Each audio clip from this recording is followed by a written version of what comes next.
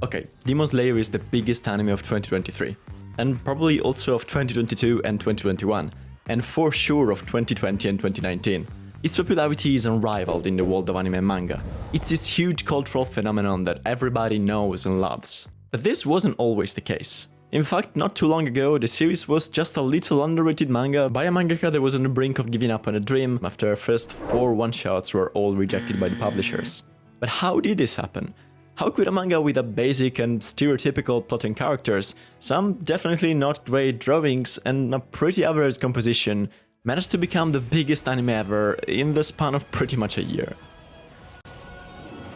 We can say all we want, but a series doesn't become this popular if it isn't at the very least decent. No one wants to say that Demon Slayer is a masterpiece in writing, plot progression and themes, because it isn't. And oh my god, if we get another sad backstory about a guy who got his whole family killed by demons, or some other demon that we have to feel sorry for, I'm gonna scream. But there are things that Demon Slayer does pretty damn well. Let's be honest, the characters are enjoyable on a basic level. Yes, we're getting a bit spoiled with layered and complex characters lately, but most of the times you don't need the most complex character to have a good character. Tanjiro is alright, a good lead and a great inspiration. Nezuko is cute, and while that's pretty much it, she does that very well. She makes you smile, and seeing how much the internet loves her, I'd say that's enough. Inosuke is funny as fuck. Zenitsu is the always horny character, but he's also pretty goofy and has moments that truly make you laugh. The same goes for pretty much every other character. There's not one specific character that is just plain bad. And let's not even start with the designs, because this series is one of the best character designs, I don't know, probably ever. And it's nice reading a story with characters this vibrant. And talking about the story, the plot is okay. Not a masterpiece by any means, but at the very least it's simple and straightforward, and it doesn't lose itself in some weird convoluted shit that it doesn't know how to deal with, nor does it have some huge power scaling problem. It's simple, very simple, maybe too simple. But if you like some good old battle shonen, I would find it pretty hard to believe that you could hate on the story progression in Demon Slayer. And bro, the fights are very good. From the choreography to the power-ups to the hype you feel, everything is top-notch. The displays of power are extremely cool, and the breathing styles and the demon blood arts are both very interesting add-ons to the usual slashes and punches. Fights like Tanjiro vs Rui, Rengoku vs Akaza, or even Tengen and the gang vs Gyutaru are incredible and make you really feel the adrenaline rush. I'd say Demon Slayer isn't an amazing manga overall, but it's certainly a pretty damn good battle shonen. And this is just the foundation that everything builds on. Okay, let's be serious. Demon Slayer wouldn't be where it is today if it wasn't for the anime. Yes, the manga is decent, but it's the anime that changes everything. Just know that when the anime ended, the manga went from selling 3.5 million copies in 3 years to 12 million in basically just over 2 months.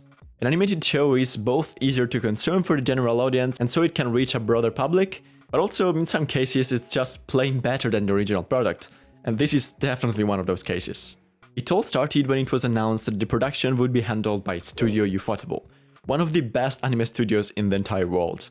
They were famous mainly for having worked on the Fate series, and to be honest, there isn't much to say about them. Everything about the fights in the Fate shows was incredible, and they reached peaks never before seen in the medium. Some would even go as far as saying that they changed animation forever, and also earned the studio the nickname of Ufotable, unlimited budget works. And Demon Slayer is the same. The animation is very fluid, the drawings are beautiful, the voice acting is great, and the overall feeling is that of a very well made show.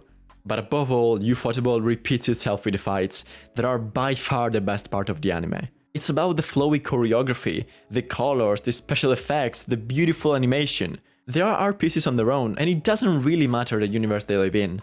Sometimes you just want to look at something that makes you happy, and oh my god, you can be happy watching Demon Slayer.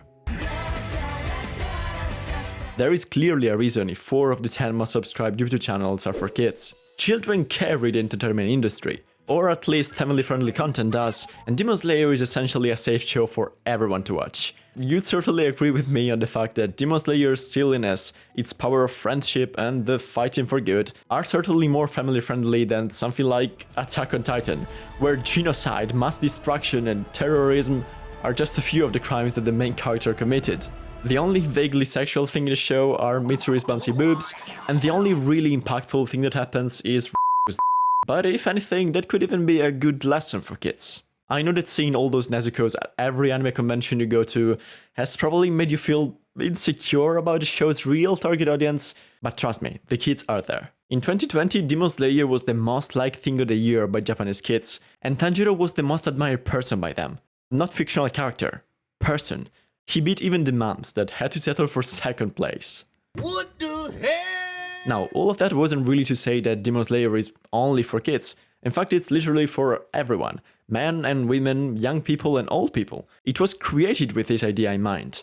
After so many failures and rejections, Gosuge's editor told her directly to write something that the entire Japanese public could be familiar with. And that's why there are so many traditional Japanese elements in the show. Everything there is on purpose. And it works. A few years ago, a poll showed that around 90% of the Japanese public is at least familiar with the series in some way. That's crazy. A huge reason for why Demon Slayer became what it is today is the timing. Because, man, it's unbelievable how perfect it was. First of all, the manga came out at a great time. A time when Shonen Jump was desperate for some new long-running battle manga. Naruto had come to an end just a year and a half prior, Bleach was going to end very soon, and they realized that they needed something to keep the action fans interested. So essentially, when Demon Slayer came out, it was exactly what the market wanted. But then even more perfect. You may remember a certain pandemic happening in 2020, and just like that, we were all forced to stay inside. Not exactly a great time overall, but certainly an amazing one for the anime industry. More people staying inside meant more people consuming anime, and during that year, the medium's popularity skyrockets. People that watch anime occasionally became hardcore fans, and people that never watched anime before converted. And of course, what better anime to watch than the most popular anime of the previous year? And so even after the end of the first season, Demon Slayer continued to be by far the most popular anime in the world, and it reached even greater heights. Of course, with the pandemic, theaters were closed, and even when they opened back up, there weren't really many movies to watch. And guess what? The Mugen Train movie comes out. Imagine being desperate to go to the cinema after staying inside for months, but there is no movie to watch. And then, boom, the movie of the biggest anime of the year comes out. It was crazy. Think about any record that an anime movie could break. The Mugen Train broke it, and it becomes the biggest movie of 2020 over any Hollywood production. Imagine Christopher Nolan releasing Tenet, this huge Oscar-winning, intricate movie with an outstanding cinematography, filmed using groundbreaking techniques with a $200 million budget, and grossing $200 million less than this Japanese cartoon movie made with less than a tenth of the budget. What a time it was to be an anime fan. I know many like to clown on Demon Slayer, and I kinda get why. You have this huge series that broke the barrier of anime and manga, and maybe you want it to be something incredible, some good publicity for the medium, maybe even something that would blow the general public's mind, that would make them more interested in the medium. And instead you have something very generic and predictable that, if anything, reinforces the stereotypes that everyone already correlates with anime and manga.